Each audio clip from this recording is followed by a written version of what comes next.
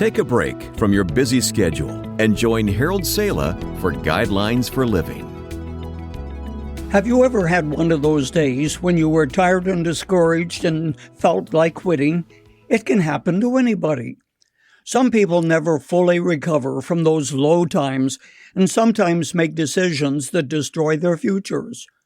While nothing lasts forever, including difficulty, there are some things you can do to get back on top when you're tired and discouraged and feel like quitting. First, remember the prophet Elijah, for his life tells us that even spiritual giants can get tired and discouraged and at times feel like quitting. The Bible tells us of Elijah's bout with the blues in 1 Kings 19. May I refresh your memory? Scripture records Elijah's battle with 450 prophets of Baal. He stood alone, a bulwark of courage and faith. Fire fell from heaven and vindicated the faith of that mighty man of God.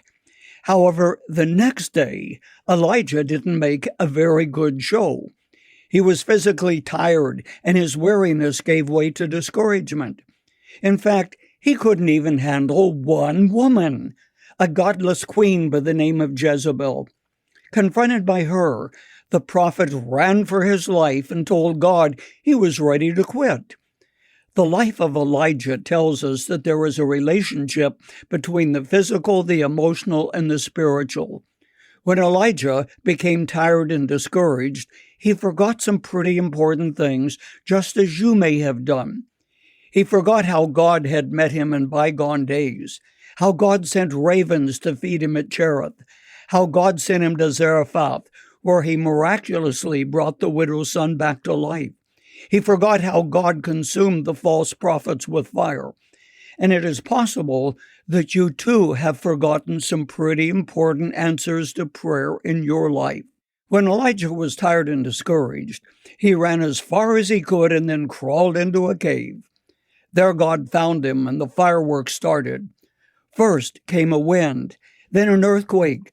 A lightning flashed across the sky, and finally the still small voice of God asking, "Elijah, what are you doing?" So the next time you feel like crawling into a cave of gloom, listen for God's still voice saying, "What are you doing here?" Second, when you're tired and discouraged and feel like quitting, remember Jonah, who had the bout with the great fish. There are lots of Jonahs today who walk the streets of every large city in the world. Men and women to whom God says, "Give me your heart," but they turn and run as far as they can go. Their lives are filled with games, songs, cars, electronic gadgets, and so forth. They're like the captain of a ship who turned to a navigator and said, "Where are we headed?" The reply came back, "I don't know, sir, but we're making very good time." Perhaps you are one of those who is making good time going nowhere.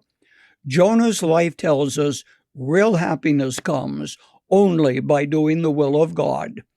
God's promise is sure.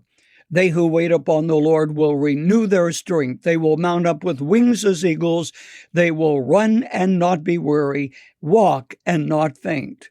Finally, don't give in to despair. When you become tired and discouraged and you feel like quitting, there are times when we all feel like that. David, though, found an answer. It was simple. Wait for the Lord. Be strong and take heart and wait for the Lord. This, friend, is the answer that you need when you're tired and discouraged and you feel like quitting.